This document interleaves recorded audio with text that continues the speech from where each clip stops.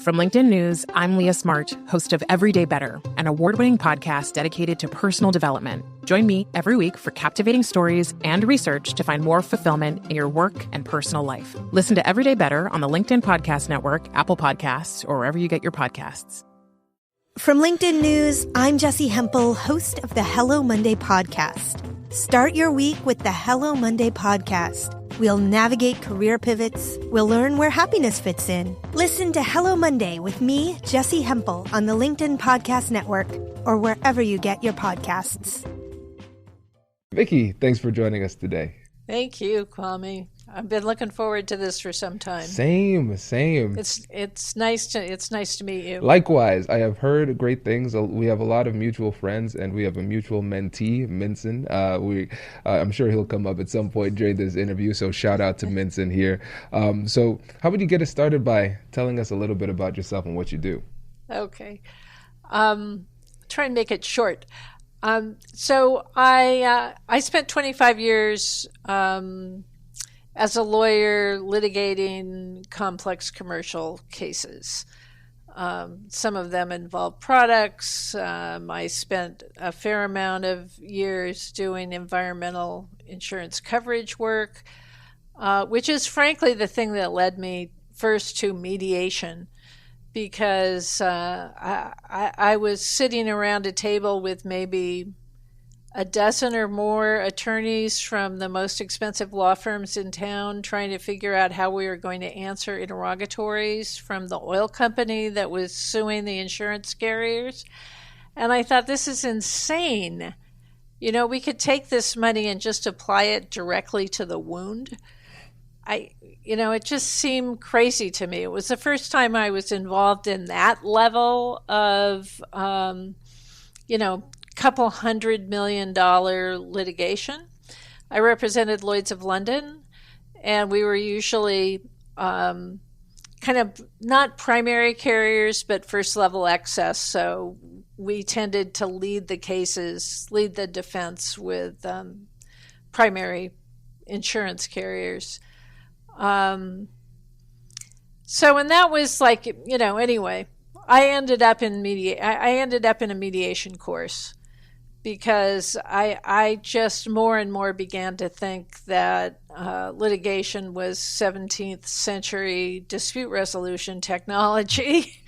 And if doctors were still practicing 17th century medicine, we'd all be in pretty bad shape. So I signed myself up for a 40-hour course, and I got very excited. It was a transformative experience for me, and we can talk about that later.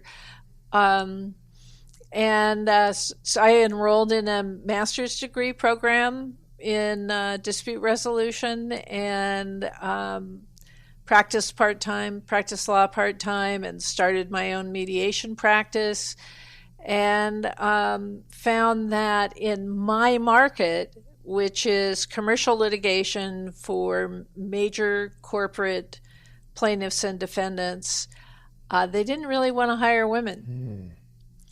In fact, my husband, who was counsel for the oil companies and the loyal opposition, and we met litigating a case.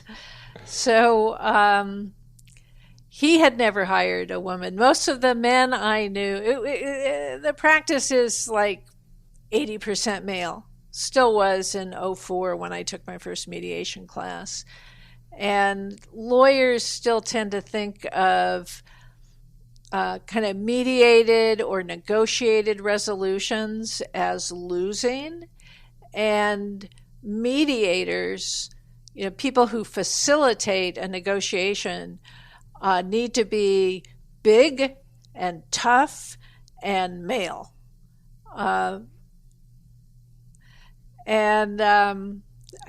got hired for, personal injury cases where a woman got burned in a beauty salon when they, curled her hair. Not my specialty. So I started blogging about negotiation in 2004, 2005, and women started coming my way. women wanted to learn how to negotiate. The lawyers weren't that interested. They wanted to win. They knew they were going to settle, but it was losing. It's losing, settling. And I understood that. So anyway, my business partner called me up one day and said, "You want to do this for a living?" And I said no. And we gave a course, our first course for women professionals, and they had a transformative experience, which was similar to the one I had when I learned how to mediate. And so I said, yeah, let's start a business. And so the two of us together, she had experience as a coach. I did not. I had experience as a Wolverine. And together we put together She Negotiates. It was a good team, and now she's off doing something else. After 10 years together, she wanted to do more storytelling, and so I took over She Negotiates. So that's what I do now. I help women make more money. Tara, thanks for joining us today. Thank you for having me. I appreciate it. Yeah, it's our pleasure. So how would you get us started by telling us a little bit about yourself and what you do? Excellent. I am RTara Jaye. I am an equity strategist, so I work primarily with CEOs and their C-suite teams on culture and leadership work, and I am the author of the new book, The Waymakers, Clearing the Path to Workplace Equity with Competence and Confidence. Fantastic. And so tell us a little bit more about the book. What's it about? Yeah, good question, right? It's about a lot of things, quite honestly. But the reason I wrote the book is I spend most of my time in spaces with high-level executives, and I noticed they all had three things in common. The first is that they wanted to do the right thing when it comes to equity and inclusion work. The second was that they don't really know what the right thing is. And the third is that they feel a little insecure about exactly how to step into the work. So the subtitle of Clearing the Path with Competence and Confidence is certainly very pointed and very intentional. I wrote the book to serve as a guide, quite frankly, for leaders who have a heart to make a way for historically excluded or underestimated, underrepresented, right, talent, who have that heart but not necessarily feel equipped or confident in doing so. That's great. And I think the timing is perfect for a book like this. So I'm excited about this part of your journey. Thank you. Me too. Yeah. So in our prep, you mentioned that there were three main things that leaders need to focus on if they want to create this type of change in their company. And the first one was embracing realism. The next one is taking responsibility. And the third one is building relationships. And so within this framework that you've created, when you talk about embracing realism, what does that really mean? What I mean by embracing realism is leaders, as representatives of their company and also as the purveyors of culture, right, need to really get honest with themselves about the nature of their team cultures. I don't think we're telling ourselves the truth always about who we are. We spend a lot of time thinking about who we want to be. So I talk about culture, for instance, as existing on three levels: the claim, the policy, and the norm. So there's who we say we are, then there are the rules we put in place to reinforce those claims, and ultimately there are the norms, right? How we show up every day, how we choose, and how we behave. So getting a really honest sense of who we are really through the eyes of our employees, to me, is a critical first step on the path to healing, right? And you can't really fix or address anything unless you fully understand what it is you're contending with. Yeah, and you know what's funny is that with this, it seems like such an obvious point, but it's point number one because even though it's obvious, people really struggle with this. So what is the biggest struggle that people have with this very simple but critical part of the process? Great question. I have two things I'll say about that. One, some people think they know what their employees are experiencing, but they don't. My work has made that exceedingly clear. So some think they know, so they skip over that part because they believe they have a really good understanding of what employees are actually experiencing. The second thing, though, is sometimes it can be a little intimidating to ask a question that you don't really want to know the answer to. And it's easier for us as human beings, I believe, to just jump to the solution. Well, what does great look like? Well, what do people want? Well, what should we go do? And I always just say, we really need to pause. It depends. What you go do next depends on where you are today and what your current reality is. So I think it's those two things. One, they think they know, or two, they don't really want to know. You're spot on, and it's so true. And you can see that smile creeping onto my face because I've seen it myself, and it's so true. It's such an interesting quirk in human psychology. Like, you want to get better, but sometimes we're afraid of opening up the closet and seeing what's inside, because it's not just that it will demonstrate that there's a lot of work to do, and not just that it can sometimes be sad, but sometimes it's really hard to look in the mirror and recognize the potential impact that our behaviors have had on contributing to the problems that we're facing. Amen. It makes me think of, one time I hired a personal trainer, and he was like, okay, well, we need to get all these measurements, and we need to weigh you, and we need to understand your body mass index. And I was like, do we really, though? Do we really? All I know is I'm not where I want to be. Is that necessary? Well, if you want to have a sense of whether or not you've made progress, yes, it's necessary. It's painful, but necessary. Selena, thanks for joining us today. Thank you for having me. I admire you so much, and I'm excited to be here. Hey, it is our pleasure to have you, my friend. So how about you get us started by telling us a little bit about yourself and what you do? Yeah, well, I'm Selena Rezwani, and really it's my mission to help women in particular carve out paths to the top, to leadership, but to do it on their terms, to do it their way. And a lot of that comes from my own learning as an author and an instructor, a LinkedIn Learning instructor on this topic. But it also comes from my personal experience, being what I call a recovering good girl, often afraid to come out and ask for what I want. That was how I would describe myself a lot of my growing up. And so it's not just a professional mission, but it's also a personal mission to really help people find their power and their voice to get their needs met. This is great. Yeah, and you can tell the difference when somebody is doing this from an academic perspective and when somebody has that lived experience, they're highly skilled, and you have that passion behind it. So we appreciate that, and we want to amplify your voice as much as we can. And listen, Selena, you kind of glossed over your LinkedIn Learning courses, but they are really good. So let the listeners know about how they can take advantage of that too. Yeah, so if you go on that LinkedIn Learning library, you'll see a number of courses that I teach around leadership development, from how to be your own fierce self-advocate to how to demonstrate executive presence, as well as courses on confidence, motivation, and developing great relationships at work. That's really important now, right? Because so many of us are doing it over Zoom or in a different way. So I'm excited. 180,000 plus learners have taken these courses, and we're not done yet. We're going to keep going. That is exciting. Kudos to you. And everybody, we are going to put links in the description to all of those courses and Selena's website, of course.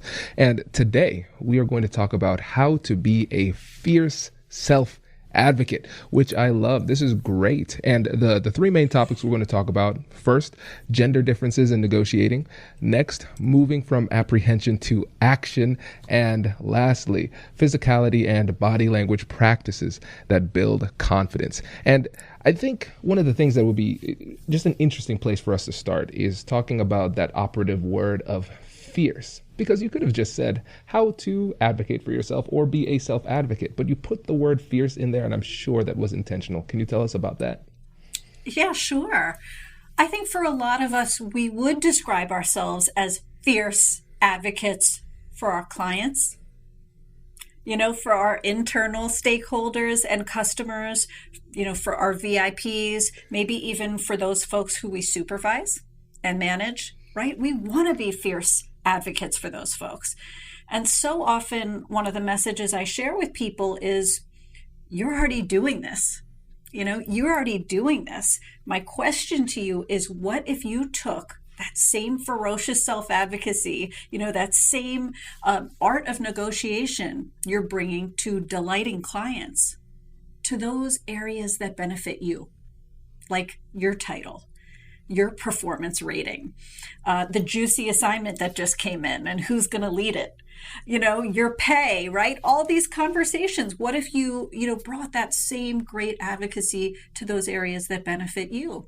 And what's exciting is when you start to think in a different way to bring that same fierce self-advocacy, you can do it even more often, negotiation, and even more strategically, right? You can really do it more strategically and think through, how can I be empathic to the other person's situation right now? How can I think about what's top of mind for them? How can I make this a win for both of us? That's great. And now let's talk about the psychology of that for a little bit. I'm a psychology nerd. I can't help myself here. Because I think when you think about it logically, okay, if I advocate for myself, if I ask for what I want, if I am able to make these requests, it makes it more likely for me to get it. I think everybody will get that. And they can see that they can advocate for other people, but there's a mental block that prevents them from advocating for themselves. How would you describe that mental block, and what would you suggest people can do to start to overcome that? Yeah, I think there are plenty of mental blocks. And one of the pieces of advice I share with people is, don't tell yourself no before they do, right? At least half of your success in negotiating well is that conversation you have between you and you, and when we try to negotiate, even if we're not successful, we're teaching other people something about our value. And that is meaningful alone. So don't be so quick to discount, the worthiness of your proposal or your raise request or the partnership you're proposing or whatever it is. One important piece of that, though, is from a gender difference.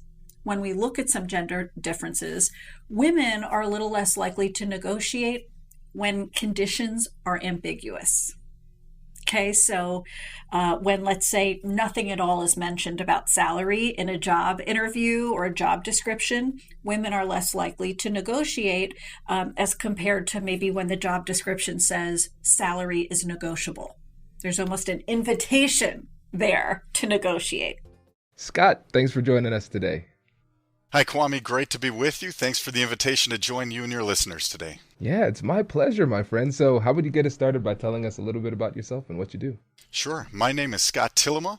I'm an active duty law enforcement officer in the Chicago area. I'm a senior associate with the Negotiations Collective and faculty member with the Schroner Negotiation Institute. Fantastic. And listeners, Scott has been a friend for a very long time, and I am so excited to have him on the show today because he has an incredible wealth of information and an incredible framework that he's going to share, and a great TED Talk. Links to everything that he just described and the TED Talk in the description below. He's too humble. He wouldn't admit it, but his TED Talk is, 2 million views now? Not quite. We're working toward that. But thanks for joining us, man. I guess we should just start off with the framework, your new framework, but not just what the framework is, but what led you to try to create a new approach to handling these difficult conversations. Right. So I worked as a crisis and hostage negotiator with a regional SWAT team in the Chicago area for about 7 years. And I was trained by the FBI in 2007 and taught the FBI methodology, which is kind of the gold standard for hostage and crisis negotiators, the FBI behavioral change staircase, which should be familiar to most police negotiators and many negotiators beyond that, which relies heavily, on their steps of active listening, empathy, rapport, and influence, and then behavioral change. And that's good and terrific. And as I've been teaching law enforcement across the country, I have a bit of a different approach. Number one, I'm not with the FBI, so I don't want to be teaching their stuff since I'm not federal law enforcement. But I see this differently. And I think that it is so important that under stress we have a mental model that we can lean on to help us find success in negotiations, that I take more of a principle-based approach, which is a circular model different from the stairs. And I think that even that small change is an important difference, in that if you look at behavioral economics, they'll tell you what you see is all there is. And if you are like me, the type A personalities, your goal is to get to the top stair, and there's 5 stairs. I am going to run up there as fast as I can, and I'm probably going to skip a couple stairs on the way because I know what the goal is. So a subtle change in how we view it is that we're going to go around and around the circle, and we're going to touch on each one of these 4 principles as we go around. And what that circle signifies to me, this is the bond that we create. And sometimes negotiators flip out when I tell them this, but I say your goal is not to free the hostages. Your goal is not to get the person to drop the gun. Your goal is to create a bond and a connection with that person. And once you have that, then you're going to have influence. Oh, this is great. This is great. And you know what's really interesting? It reminds me a lot of the Carl Rogers approach to therapy, if you're familiar with that, because his approach to therapy was really revolutionary, because everybody's saying, okay, we want behavior change. We want people to start thinking in a different way. We want them to start acting in a different way. We're trying to get to some specific destination. And his approach was unconditional positive regard. So we're going to try to create this relationship, and the behavior change needs to be completely owned by the other side, and it will happen, if it does happen, through the relationship, but you focus on creating that connection. And so it's almost like by not focusing on the outcome, you achieve the outcome that you're looking for. Hey you, I'm Andrew Seaman. Do you want a new job? Or do you want to move forward in your career? Well, you should listen to my weekly show called Get Hired with Andrew Seaman. We talk about it all, and it's waiting for you, yes you, wherever you get your podcasts. Brace the rudders! Raise the sails! Raise the sails! Captain, an unidentified ship is approaching. Over. Roger. Wait, is that an enterprise sales solution? Reach sales professionals, not professional sailors. With LinkedIn ads, you can target the right people by industry, job title, and more. We'll even give you a $100 credit on your next campaign. Get started today at linkedin.com/marketer. Terms and conditions apply. Right. And it's about the mindset and the process, that we are not trying to get to this goal, we're creating this connection. And I'm asked to keynote and train for groups outside of law enforcement. In sales, for example, I just did a sales keynote, and I titled the keynote, Don't Sell. I don't want you to sell and come in with that goal. I want you to connect and create that bond. And then you're going to get those results that you're looking for. And I don't know, maybe they shouldn't take advice from me since I'm not in sales and I don't know anything about what they do. But it's just this different perspective. And I think, Kwame, especially right now, it's 2021. We've been living through this pandemic, through this lockdown, and the rules have changed. I mean, number one, we are just seeking connection. We're isolated and we're separated from each other, and that's what people want. We want to connect with each other. But also, I'm finding out in the field, we are incredibly resistant to pressure and people telling us what to do. And I think the high pressure approach and these quick sells is really not going to work in this new era where we're all fighting for autonomy. We're all kind of fighting for freedom. We're pushing back to say, I don't want to wear the mask. I want this freedom to travel to a different state, to a different country. And we still can't do this, a year and a half after this pandemic started. So we have to be so sensitive to autonomy and people's freedom to choose and allow them the freedom to choose. So I really, really push, let's be respectful of that, and let's create that connection. Let them know that I'm working with you and we're working together to get to this outcome. Let's say there's somebody who says, I've never liked new things. I've never gone to another country. I've had plenty of opportunities. I never wanted to go to a new country. Right.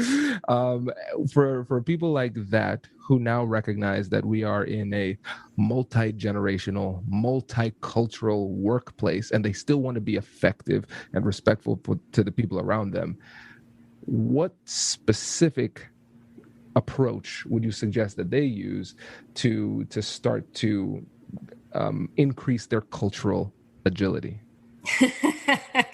You used a pretty loaded word there, and that is, I don't want to. I don't want to be with someone of a different generation. I don't want to be with someone of a different country or culture. That's a loaded word. If you said to me they didn't have experience doing it, that probably would mean to me that they've never sought it out, but it doesn't mean that they couldn't kind of incrementally start to do more and more novel things or interact with individuals that are more. So we actually structure experiences that kind of graduate individuals like that into situations of novelty. We've done some wonderful programs. But if you're starting from the position of, I don't want to, wow. The best thing you can do there, and like every now and then we run into situations in companies where, because of someone's expertise, they absolutely have to be the one that goes into an international situation, and they very firmly say, this isn't for me. What we do for those individuals is we structure lots of support around that individual, so he or she basically can free up the kind of the brain's bandwidth to technically do what needs to be done. So we'll just make sure they have a coach involved. We'll make sure that the places where they're staying look familiar, that foods are familiar. I mean, it's really you are like kind of working with someone who, if you put them in too much novelty, they'll shut down. So you do have to be a little bit careful. But that word "want" is really important. That volition. Absolutely. No, this is great. Really, really helpful. And before you go, can you tell the listeners about the website with the app, the book, and how they could work with you? Sure. Yeah. So we were really fortunate in that we were able to start a company called Skillify with an angel investor who basically believes in cultural agility and really was pushing it out there in terms of wanting to make sure it was available to the public. So this company, Skillify, was set up as a public benefit corporation. The product that I was talking about that I think your listeners would enjoy is called myguide.com, MYGIIDE. So if you think about the word guide, but the idea is the double I, and we're helping cultures see eye to eye. So myguide.com, GIIDE, is the tool. And on there, they can get some free assessments about their own cultural values relative to different, kind of default ones in different countries. They can do that assessment. They can also do an assessment of their own cultural competencies, like the tolerance of ambiguity, resilience, curiosity, and learn a little more on how to build it. That's fantastic. Paula, really appreciate it. Thanks for joining us today. Oh, my pleasure, Kwame. This was fun. Thanks. Naushter, thanks for joining us today. Great to be with you, Kwame. Thanks for inviting me. It is our pleasure, my friend. So how about you get us started by telling us a little bit about yourself and what you do? So I am a psychologist in background. I've trained as a clinical and forensic psychologist. And really what that means is I've worked with some pretty challenging people and people who've been in challenging situations. So I worked in a maximum security environment with offenders and those who might be classified as psychopaths. I went on to work with the military, returning from war zones, treating post-traumatic stress disorder and head injuries. I now work with leaders, coaching them in the skills that I was trained in having effective influence and working with negotiation, which is perhaps what brings me here with you today. Absolutely. And you have a book that's out. Can you tell us about that too? I do. I have a book that was released last year, my first book, my only book, called The Leadership Pin Code, Unlocking the Key to Willing and Winning Relationships. And essentially it's a handbook for leaders on the very practical tips that I've learned and I'm now sharing with them on how they can have those impactful conversations, building trusting relationships, and very much about how you can do that in every conversation, every day at work. Okay, now for the listeners, they might say, wow, that book sounds fascinating. I should buy that. And they should say that. And they should say also, your work is really fascinating. but they might not see the connection between the two. So where's the synergy? The synergy is that a lot of the work that I had to do was building relationships with people who had very different experiences to my own, and perhaps were resistant to change, or were perhaps not very motivated to work with somebody like a psychologist on some of the challenges they were facing. So I was trained in skills around conversation, understanding how you can use body language to communicate and build relationships, and very much what I call the ABC of how we develop trusting relationships with other people. And what I've done in the book is I've shared that toolkit. So understanding your advanced preparation, that's the A, your body language, which is B, and C, the conversation you have. Those very basic skills that actually can make all the difference between working with somebody collaboratively and perhaps getting through those difficult conversations and conflicts that you might have. That's interesting. And I think one of the things that's most interesting to me coming from this field is that you put the C last, of course. That's how A, B, and C kind of relate to each other in general.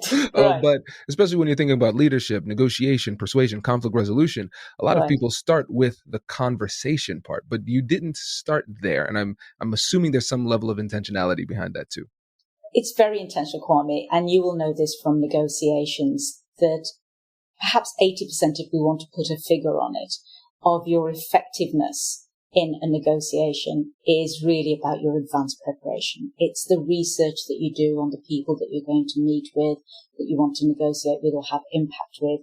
It's what you know about their intentions and their interests, their motivations, their drivers. And so it's very intentional that I put the A, the advanced preparation, at the beginning, not just because it's A in the ABC, but because actually that is where most of your success comes from, is in doing your homework, much as you would if you were going for an interview and you try and figure out who's going to be interviewing me, or if you're the interviewer, who is this candidate who's going to come in front of me? I need to know a little bit more about them. So for me, the ABC is intentional in its order, and advanced preparation is much more important than actually the words that come out of your mouth. Research shows, doesn't it, and you would be familiar with this, that most of our impact is to do with how we speak, how we communicate, not so much the words that we speak. Right. And based on what you've seen with people in the professional world having difficult conversations, when it comes to advanced preparation, I think that's one of the things that people really struggle with. So I know the listeners are probably tired of hearing me say that. But I'm going to say it again. If you go to our website, AmericanNegotiationInstitute.com/guide, you can get access to all of our free negotiation guides. Preparation guide is one of them, but it's over 15 guides to help you walk through and systematically prepare. And one of the reasons why we do this is because people don't fully understand and appreciate what true preparation is. And in this world where we're all part of the cult of busyness, a lot of times what I realize is that a lot of professionals can trick themselves into believing that they don't have time to prepare effectively for these impactful conversations. Alicia, thanks for joining us today. Thank you for having me. Yeah, it's great to have you. Another teammate on the show. So how about you get us started by telling us a little bit about yourself and what you do? Yes, Alicia Shaw. I'm an attorney with Carlisle, Patchen and Murphy, and I do our employment law. We usually represent employers, so I'm typically on the management side, and I do a lot of HR consulting, a lot of counseling for our employers, and a lot of compliance work in terms of what do I do when this happens, and what happens, what do I need to do if, someone makes a request for an accommodation. Just a lot of very basic HR counseling and consulting, and it's a lot of fun. Fantastic. And so everybody, in case you weren't up to date, so I'm also an attorney at Carlisle, Patchen and Murphy because I am a stereotypical Caribbean American with multiple jobs. So if you need legal representation in Ohio, we have you, and you could work with Alicia. And so we are excited today because we're talking about awkward conversations. And so before we get into the how-tos, why is it so important for us to have these conversations and have them well?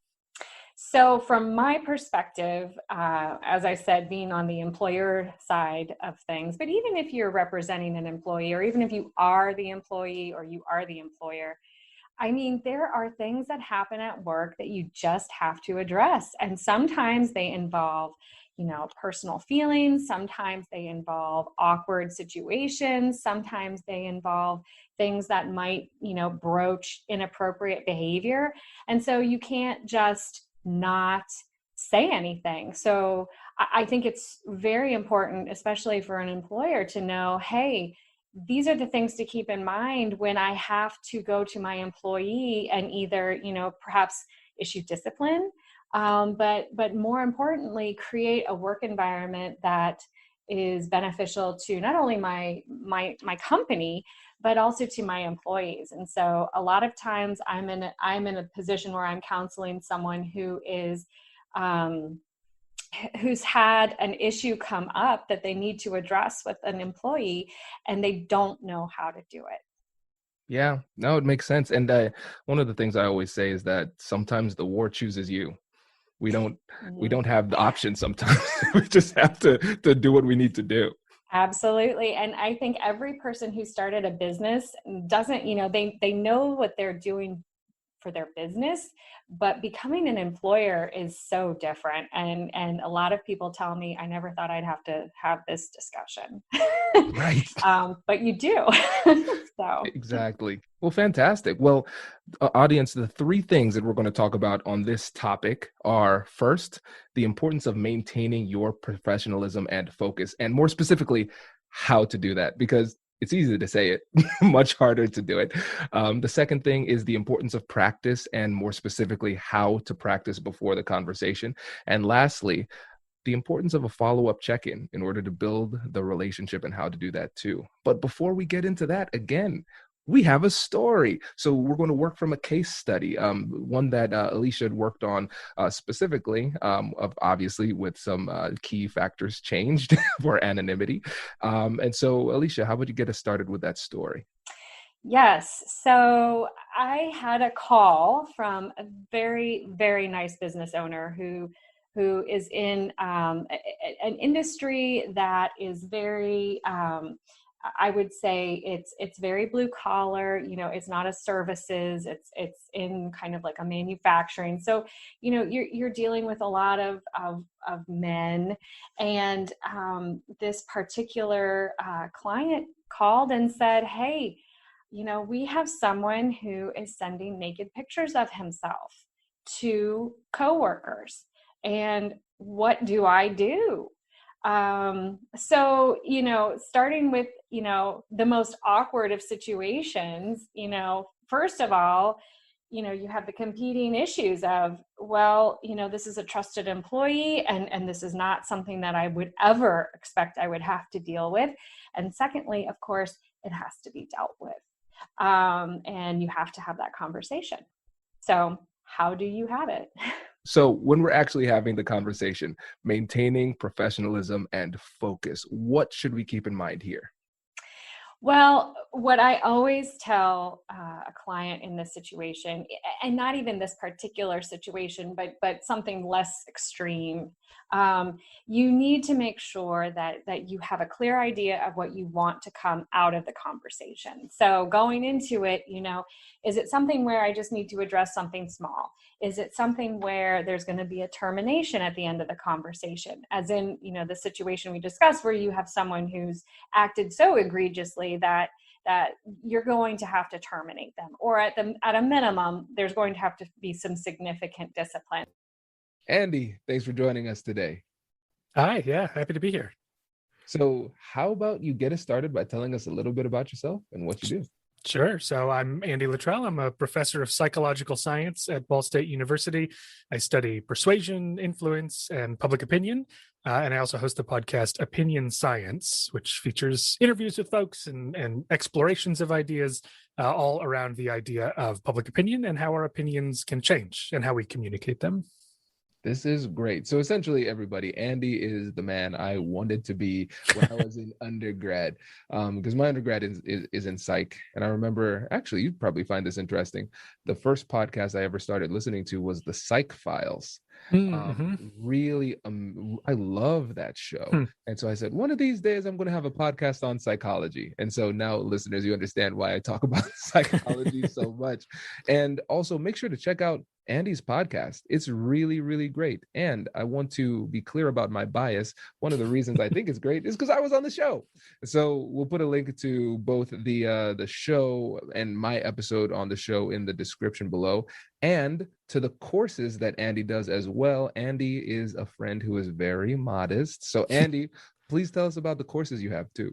Sure. So the newest one is an audio course called The Science of Persuasion, which you can get online and listen to. And it's sort of a nice entry point into the psychology of persuasion from all the research that's been done from the very beginnings of this work around World War II, where really scientists started to ask the question, how do persuasive messages work? How can they work better?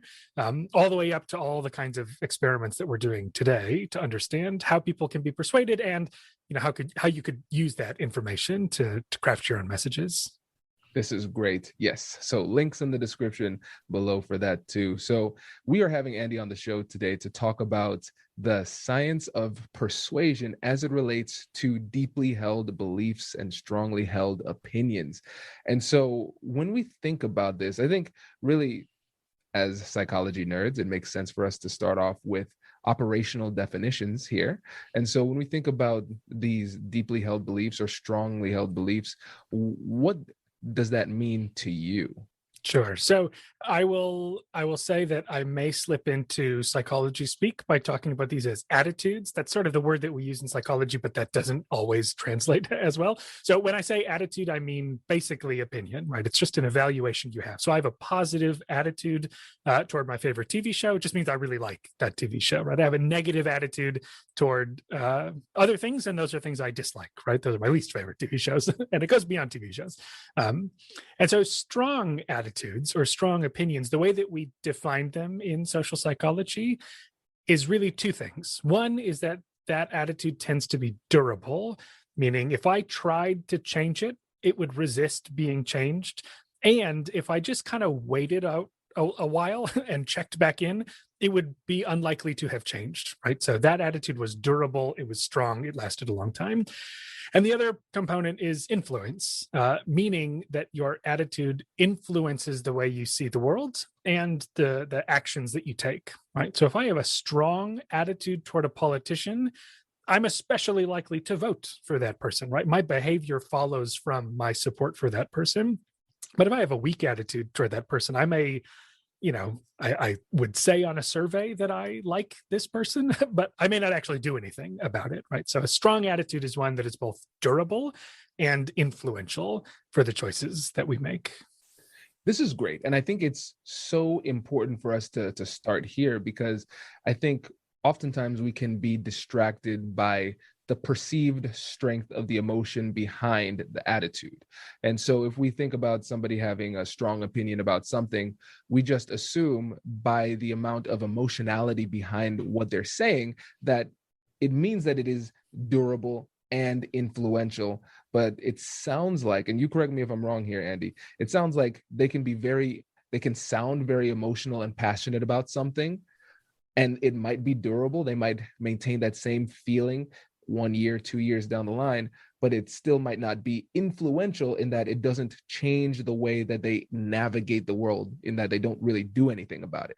Yeah, it could be. So I'll reframe that a little bit, which is to say that there's a little bit of a difference between what a strong attitude is and the things that we look for to try and suss out which attitudes are strong or not, right? So the metaphor I like to use in talking about this is the Three Little Pigs story, right? So the big bad wolf wanted to, break into these pigs' houses. I don't actually know the backstory.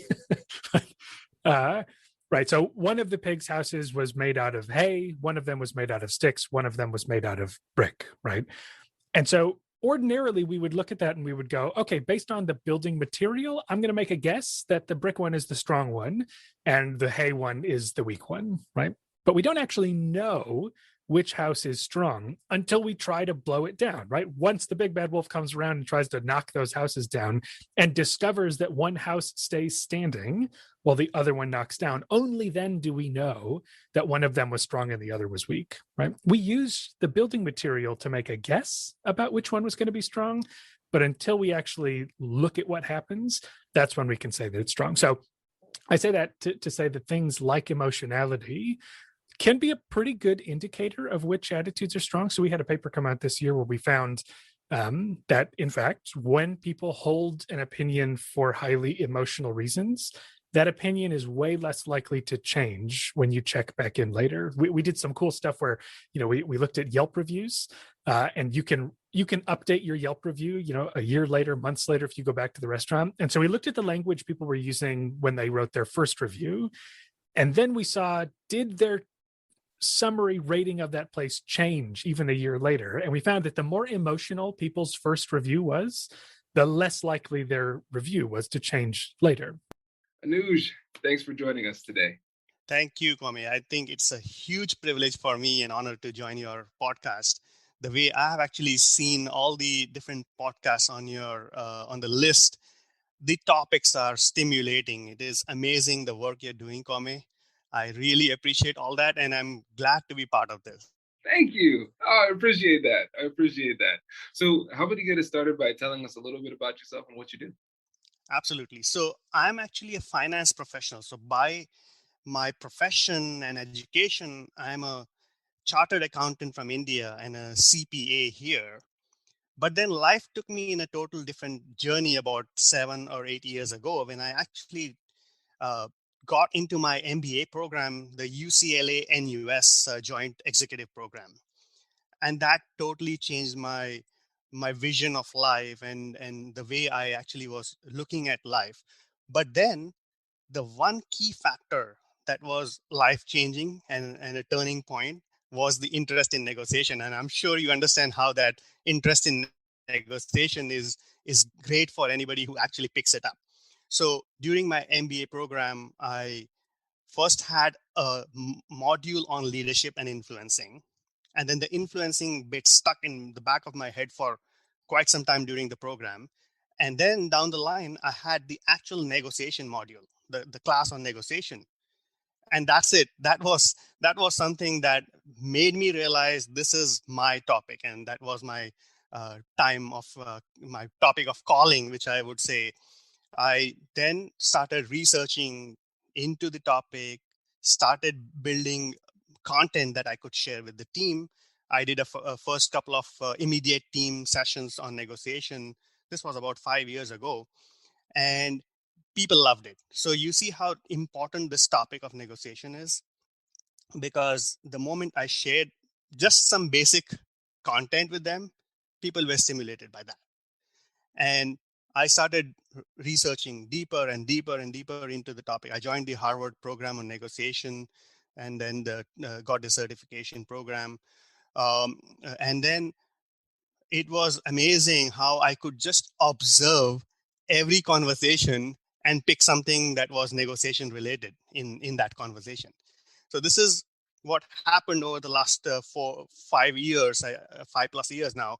But 3.5 to 4 years down that journey, I actually started thinking about writing my book. So the journey since writing the book has been amazing. That's fantastic. This is really exciting because I had a similar experience in law school. I didn't know much about negotiation. My undergrad was in psychology, and I just stumbled upon the class, and it changed the way that I saw the world. And so for you, what was it about the topic of negotiation that really, really drew you in? Yeah, that's a great question, Kwame. So what happened in my life is I could actually see, until I joined the negotiation class, I could actually see that I had no clue what negotiation meant. Coming from India, even being a chartered accountant and a bachelor's in business, we had never studied structured negotiation. All negotiation that we pick up is from maybe observing family members, maybe observing parents who are in business, let's say, hopefully, and they are negotiating on a regular basis.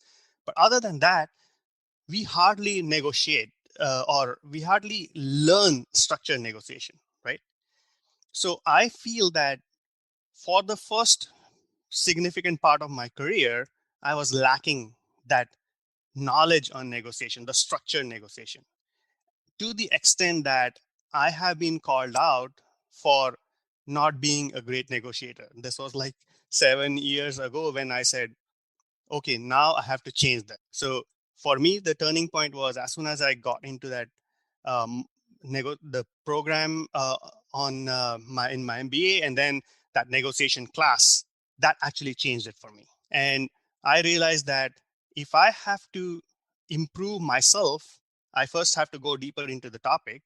But then I don't want to stop there. I want to start adding value to people who actually are in the same boat as me. Maybe they have never had negotiation, any class on negotiation or any learning on negotiation. And I don't want them to be in that same boat where they are failing in negotiation over and over again, to the extent that I think we should teach negotiation to even teenage kids and young professionals and youth.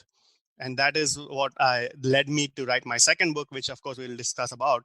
And my mission right now is to teach kids negotiation early in their life so that they can succeed over their career in life.